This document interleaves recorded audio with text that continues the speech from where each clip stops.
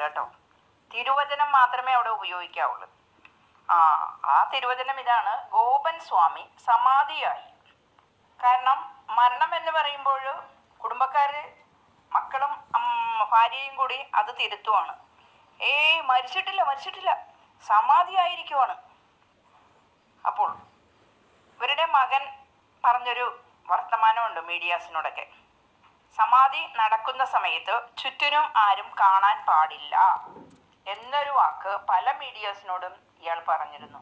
ആരും അടുത്തു വരാൻ പാടില്ല, ആ ഒരു ശരീരത്തെ ആരും ഒന്ന് തൊടാൻ പോലും പാടില്ല. ഇതൊക്കെയായിരുന്നു മകൻ പറഞ്ഞിരുന്ന വർത്തമാനങ്ങൾ. മകൻ പറഞ്ഞു വെച്ചത് ഓർക്കണേ, സമാധി ആകുന്ന സമയത്ത് അത് മറ്റാരും കാണാൻ പാടില്ല. നിങ്ങൾ ഈ ഫോട്ടോയിൽ നിന്ന് നോക്കിക്കേ. ഈ സമാധിയുമായി ബന്ധപ്പെട്ട് അവിടെ എത്ര ആളുകളാണ് കൂടിയിരിക്കുന്നതെന്ന് നോക്കിക്കേ. ആരാണ് ഈ കർമ്മങ്ങളൊക്കെ ചെയ്യുന്നത്? ആരാണ് ഇദ്ദേഹത്തെ സമാധിയാക്കിയത്? ഇതെല്ലാം നാം ചിന്തിക്കേണ്ട കാര്യം തന്നെയാണ്. ആ ഫോട്ടോയിലൂടെ കാണുമ്പോൾ നമുക്ക് ഏതാണ്ടൊക്കെ വ്യക്തമാകുന്നുണ്ട് എന്താണ് അവിടെ നടന്നതെന്ന്. ഇവിടെ നിൽക്കുന്ന പോറ്റുമാരെയൊക്കെ നാം ഒന്ന് ശ്രദ്ധിച്ചു നോക്കിയാൽ തന്നെ നമുക്കറിയാം. ഇയാൾ പറഞ്ഞു വെച്ച ഡയലോഗ് എന്തായിരുന്നു? ഒരു മനുഷ്യരും കാണാൻ പാടില്ല, ആരെയും കാണിക്കാൻ പാടില്ല, ആർക്കും ശരീരം തൊടാൻ പാടില്ല എന്നൊക്കെയായിരുന്നില്ലേ? അതിൽ നിന്ന് ആരും തന്നെ വരരുത്, അതിൻ്റെ പവിത്രത നഷ്ടപ്പെടുമെന്ന് പറഞ്ഞെടുത്താണ് നാം ഈ ഫോട്ടോയിലേക്ക് നോക്കുമ്പോൾ ഈ സമാധി ചടങ്ങ് മോടിയാക്കി അവർ പലർ കൂടി ചേർന്ന് അത് ചെയ്തുകൊണ്ടിരിക്കുന്നത്.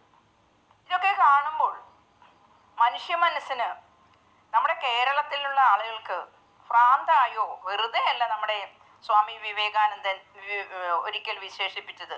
കേരളം തികച്ചും ഒരു ഭ്രാന്താലയമെന്ന് അദ്ദേഹം പണ്ടൊരിക്കൽ വിശേഷിപ്പിച്ചെങ്കിൽ അതിനൊക്കെ പിന്തുടർച്ച എന്ന രീതിയിൽ ഏറ്റുപിടിക്കാൻ ഇവിടെ ഇതുപോലുള്ള കുറേ ജന്മങ്ങൾ അല്ലേ എന്ന് വേണ്ടേ പറയാൻ?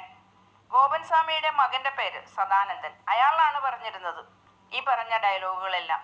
പവിത്രത നശിക്കും, തൊടാൻ പാടില്ല, ആരെയും കാണിക്കാൻ പാടില്ല, എന്തൊക്കെയായിരുന്നു വീരവാദങ്ങൾ.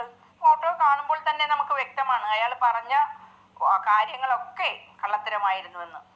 ഇനി ഈ ഗോപൻ സ്വാമി എന്ന് പറയുന്ന അദ്ദേഹത്തിൻ്റെ ഭാര്യ, അതായത് ഈ മക്കളുടെ അമ്മ, അവർ പറയുന്നത് എന്തെന്ന് നമുക്കൊന്ന് കേൾക്കാം.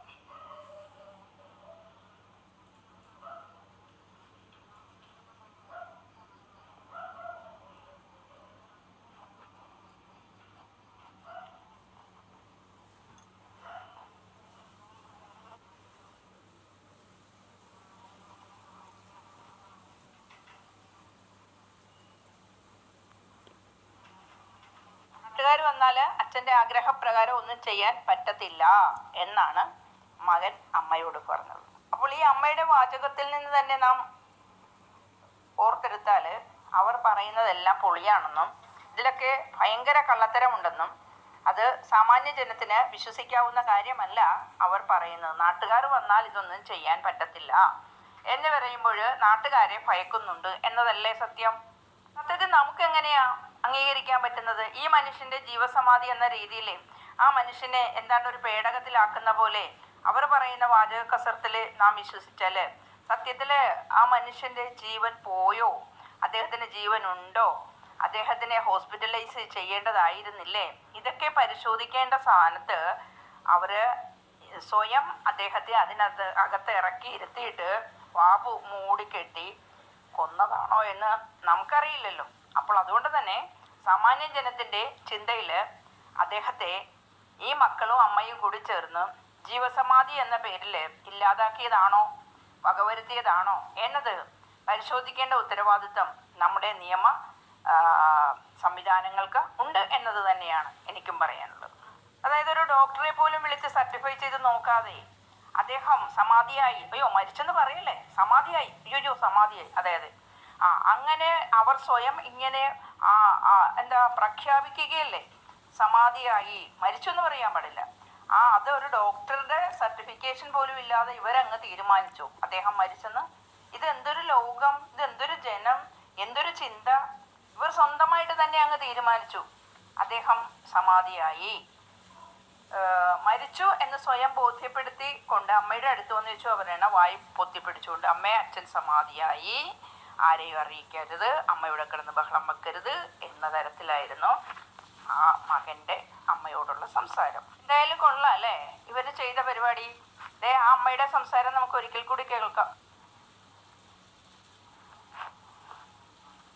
അമ്മയുടെ സംസാരം ഇങ്ങോട്ട് എത്തുന്നില്ല, അതെന്താ പറ്റുന്നതെന്നറിയില്ല. അമ്മയുടെ സംസാരം എടുത്തതാണ്. അമ്മ പറയുന്നുണ്ട് ഇതിനിടയിൽ, ഈ മകനോട് യോജിച്ചുകൊണ്ട് അനുകൂലിച്ചുകൊണ്ടുള്ള സംസാരമാണ് അമ്മയും പറയുന്നത്.